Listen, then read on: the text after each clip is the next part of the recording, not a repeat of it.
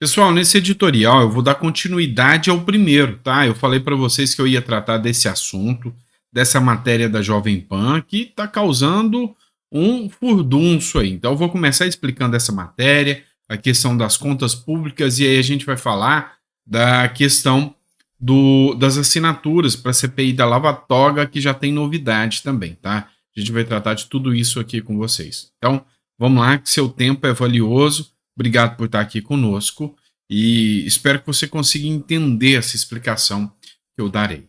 Quando a gente fala de economia e de contas públicas, tudo é muito complexo. Então, às vezes, uma matéria ela pode ser utilizada por pessoas mal intencionadas para te levar a entender que uma situação está melhor do que o que ela realmente está. O que eu achei engraçado, essa matéria da Jovem Pan diz o seguinte: um governo registra um superávit de 18 bilhões. Olha que coisa maravilhosa! Superávit. Quando você vê dizendo que sobrou dinheiro nas contas públicas nesse mês de outubro, você pensa, olha, a economia tá boa. O que eu vi de esquerdista postando isso aqui, ó, superávit do governo em 18 bilhões. Só que, calma lá, pior resultado para o mês de outubro desde 2020. Tá, tem superávit, sobrou dinheiro, mas é o pior resultado. Então me explica porque tem muita gente sem saber o que está acontecendo. E com esse título tendencioso que a Jovem Pan publicou, eu estava olhando os comentários, o que tinha de gente falando que a Jovem Pan está vendida, que a Jovem Pan se perdeu. Pois é, a Jovem Pan poderia ter sido um pouco mais direta aqui nessa explicação. Mas vamos entender. O que acontece? Por que teve superávit? Quer dizer que o governo Lula está mandando bem na economia? Ou a arrecadação cresceu? Não é nada disso, tá? Entenda o seguinte, eu estou falando de arrecadação de empresas. E as empresas, elas têm três tipos de impostos, tá? Três tipos de arrecadar os impostos, em regra, tá? Eu tenho a galera do Simples Nacional, que é uma forma mais simplificada de gerar os tributos. Eu tenho a galera do lucro presumido, e essa galera do lucro presumido, ela funciona assim, ó. Eu vou calcular que o seu lucro é tanto, então você vai pagar um percentual em cima da sua remuneração toda, tá? E eu tenho a galera do lucro real, então só existem esses três: simples, presumido e real. E qual que é o ponto? Com exceção do simples, outros, principalmente os que geram muita receita, principalmente a galera do lucro real, ela paga os impostos, não é todo mês, é de 3 em 3 meses. Então ela faz o pagamento trimestral dos impostos. Ela vem trabalhando, junta tudo, de 3 em 3 meses ela paga os impostos. Então há uma tendência de que nos meses, nos meses que batem essa data da prestação de contas trimestral, a receita é maior. Então aquelas empresas grandes, Americanas, Magazine Luiza, aquelas varejistas gigantescas, é de 3 em 3 meses. Então, quando vem a receita nesses meses que ele tem que prestar conta, a tendência é ser maior do que na do mês passado. E se no do mês passado, esse pessoal não prestou contas. Agora, nesse mês, eles prestam. No próximo não presta de novo, no próximo não presta de novo. Então, por exemplo, em outubro teve a prestação de conta. Em novembro não presta, em dezembro não presta, em janeiro vai prestar conta de novo. Ou seja, a tendência é que o mês de janeiro tem uma receita maior do que a de dezembro. Entenderam por que eles estão falando aqui em superávit? Ah, entrou mais grana. Beleza. Só que aí você tem que fazer a seguinte análise. Olha só, essa matéria aqui, que é da Agência Brasil. A arrecadação federal chegou a 215 bilhões, tá? E o superávit, ou seja, receita, mostrou um aumento na arrecadação de quanto? 0,1%.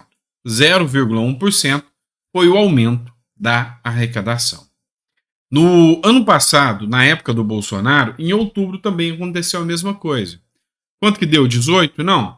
Quase 38 milhões. Ou seja, o de agora foi 40% menor do que o do ano passado. Então, não dá para comemorar. E aí, Teve aumento de arrecadação? Teve. Por quê? Porque estão enfiando imposto goela abaixo do pagador de imposto, o brasileiro.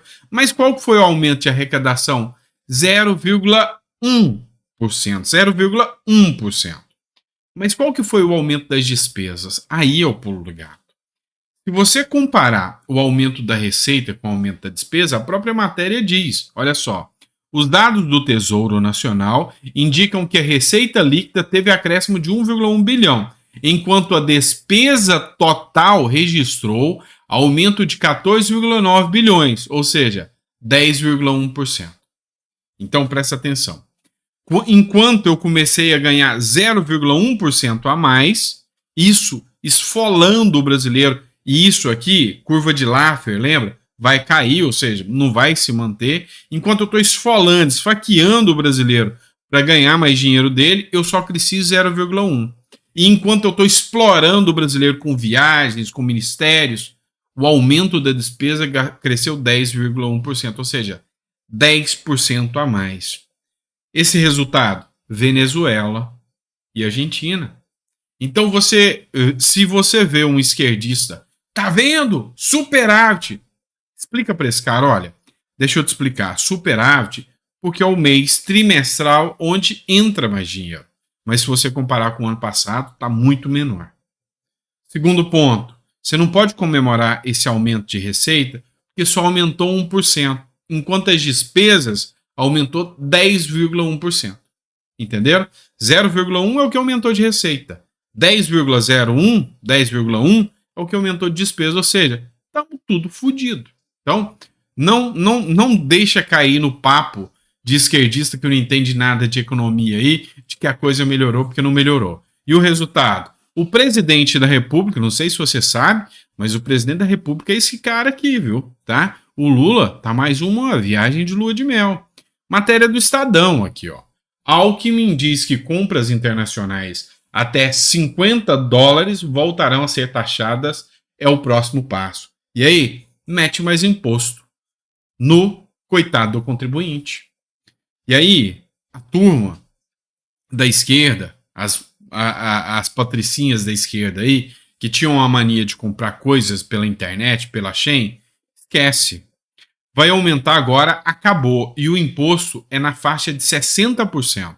Então, se você vai comprar uma coisa de R$10, vai aumentar só 60%? Não, vai aumentar mais. Por quê? Porque tem o ICMS também. Então, você vai pagar o dobro ou o triplo sobre o valor do bem que você está comprando da internet agora.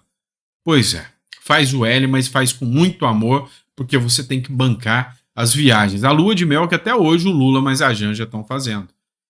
Essa é a realidade dos fatos. Bancar lua de mel que o Lula e a Janja ainda estão fazendo. Só que qual que é o grande problema? Tá? Eu até separei uma matéria aqui para vocês que eu preciso colocar. Você vê o aumento exacerbado da arrecadação. Mas qual é o motivo? Para quê? Isso vai retornar em torno de benefício para a população? Não. Olha só, 5 milhões de reais vai comprar 11 blindados para o STF. Os caras têm um salário de 40 e tantos mil reais por mês, fora indenizatórias, fora 200 funcionários, e nós vamos ter que bancar ainda 11 carros blindados, SUV top. 5 milhões, pega aí, 5 milhões, 11 carros, nós estamos falando de carros de quase R$500 mil cada um, só para essa turma desfilar por aí. Tá bom, o que é mais? É para aí que vai o nosso dinheiro.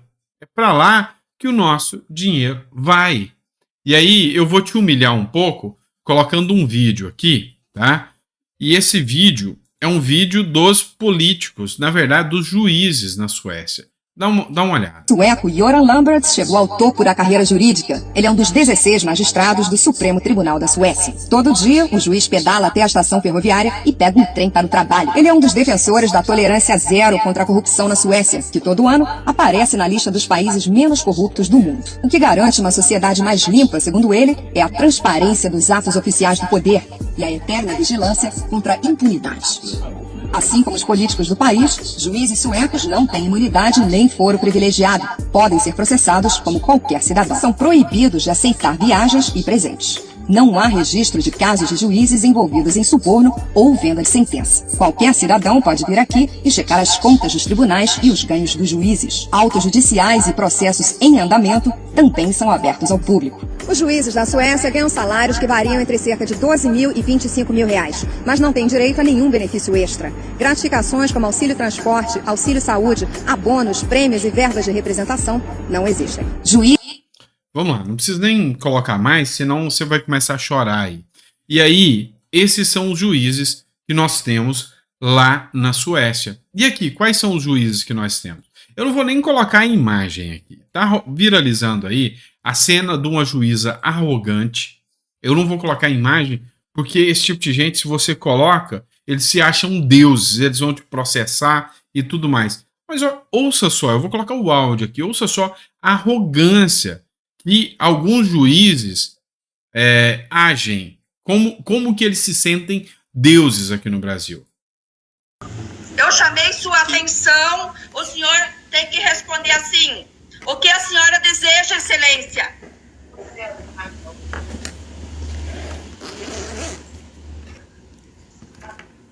Responda, por favor. Oi, eu não entendi. Desculpa. Eu chamei sua atenção. Certo. Respondeu qual pergunta, doutora? O senhor tem que responder assim: o que a senhora deseja, excelência? Você vê a arrogância, a prepotência de muitos magistrados. Não vou dizer que isso aqui é a regra geral, porque tem muito juiz bom, tem muito promotor educado. Eu mesmo já lidei com muitos. Eu conheço alguns que são amigos, alguns que são pessoas ímpares, mas o que tem de gente que sobe no pedestal e que se acha semideus, como esse caso aqui que foi noticiado pelo Metrópolis, não tá, sabe? É sem precedente o que o Brasil se tornou. E aí, vamos lá. Olha mais uma bola fora do judiciário. O Bolsonaro tinha editado um despacho, na época do governo dele, onde ele tratava da forma de notificação sobre multas que o IBAMA aplicava. Existia uma verdadeira indústria da multa no Brasil. E isso fez com que houvesse uma economia de 29 bilhões de reais para o agronegócio, ou seja, o agronegócio pôde trabalhar sem aquele desespero daquela indústria da multa do IBAMA. E aí, agora, foi a Advocacia Geral da União recorreu, foi ao STJ e o STJ derrubou a decisão que o governo Bolsonaro tinha dado. Então agora o agro brasileiro vai ter que levar mais uma pancada aí de 29 milhões de reais em multa. É uma verdadeira indústria da multa. E é isso aí. A economia já está indo para o buraco. Vamos fazer isso mesmo. Vamos tirar 29 bilhões de reais do agronegócio, que é quem ainda está sustentando e segurando a economia. Parabéns. Decisão acertadíssima. Se a intenção é quebrar o Brasil. Mas vamos lá, tem outra decisão aqui. Os sindicatos, né? Governo de São Paulo, a greve que está acontecendo no governo de São Paulo, por causa da paralisação dos funcionários do sindicato, pode gerar um prejuízo de mais de 60 bilhões de reais, tá? Milhões, perdão, de reais. A irresponsabilidade de uns prejudicam milhões de outros. Isso aí, quem fez a publicação foi o Paulo Bilinski, que escreveu: todo apoio ao governador Tarcísio e aos milhões de paulistanos prejudicados por uma greve política. O que está acontecendo nessa greve lá em São Paulo, tá? Na cidade, na capital? O Tarcísio quer fazer a privatização, Sabesp, dentre outros. E aí a turminha do metrô, a turminha da esquerda, lá do PCO, junto com Boulos, estão a fim de fazer a greve e paralisar tudo. E pararam. Só que a população revoltou, ficou pistola com a esquerda. E isso pegou mal demais até para o Boulos. E aí, um dia de paralisação faz parar a capital, que é um motor econômico do Brasil. Tem uma potência econômica muito grande. E a previsão é que 60 milhões de reais são prejuízo. E essa greve foi ilegal, essa greve foi inconstitucional, uma greve totalmente fora dos precedentes, tá? Foi uma greve política, não era para reivindicação de melhorias de trabalho, não era reivindicação de melhorias para a categoria, nada disso. É uma greve contra a privatização e isso não tem nada a ver com buscas de melhoria. Então, uma greve totalmente política. E aí eu te digo, os presos de 8 de janeiro estão sendo condenados a indenizar 30 milhões pelos prejuízos dos prédios públicos. Eu estou esperando ainda o judiciário se manifestar, vai mandar os sindicalistas e os grevistas bancarem esses 60 milhões de prejuízo, dando moral coletivo aí, vamos ter coerência, né? Faz isso. Pois é. E enquanto isso, sabe o que aconteceu? Aconteceu o seguinte, o Márcio Colombo, que é vereador, ele postou aqui, sabe o que aconteceu? Eu digo para vocês, os grevistas, tá? Resolveram ficar bravinhos. E aí um trabalhador se revoltou, ficou bravo, os grevistas foram lá, partiram para cima do trabalhador, espancaram o coitado do trabalhador. Esses aqui são os grevistas democráticos. Esses são os grevistas democráticos. Olha lá, partindo para cima do trabalhador que estava revoltado porque não tinha ônibus, não podia pegar ônibus, não podia pegar o metrô, perdão, estava todo mundo de greve. E aí eles tiveram que socorrer onde? Se socorrer com com os trilhos privatizados, ou seja, mostra ainda mais a importância da privatização. E aí vem o antagonista e mostra o jogo sujo do Boulos, o cara que quer ser prefeito de São Paulo. O pré-candidato a prefeito de São Paulo pelo PSOL, Guilherme Boulos, está capitalizando a greve no transporte público da capital paulista nessa terça-feira. É o cara, junto com o pessoal que está coordenando, mas está por debaixo dos panos, porque vai sujar a imagem dele perante os paulistas se eles ficarem sabendo que é o Boulos, um dos que estão capitaneando aí, que estão cuidando dessa greve, né? Enfim, é o Brasil baronil que você conhece. Vamos lá, pelo menos uma notícia boa agora para vocês. Dá uma olhada nessa publicação do Marcel Van Hatten, tá quase lá.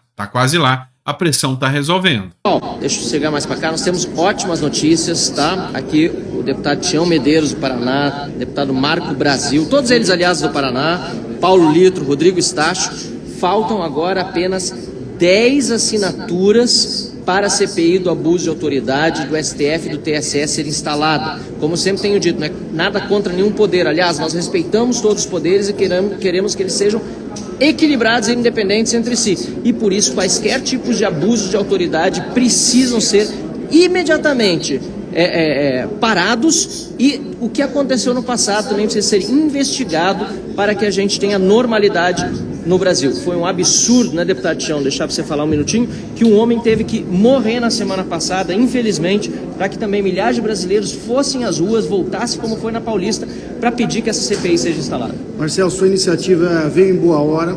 A gente sabe que todos os poderes têm que se respeitar, eles precisam existir, coexistir harmonicamente, mas é claro que a gente tem assistido a alguns abusos. Independente de que poder seja, os abusos precisam...